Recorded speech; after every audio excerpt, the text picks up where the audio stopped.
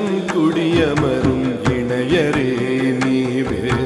நலமும் வளமும் பெற்று மகிழ்வுடனே வாழ்க அன்பும் பண்பும் 16 சிறப்புடனே பெருக வாழையடி வாழையன ஆள் போல தழைக்க கல்வியும் செல்வமும் வெற்றியும் பெருக சீரோடும் சிறப்போடும் குலம் விளங்க வாழ்க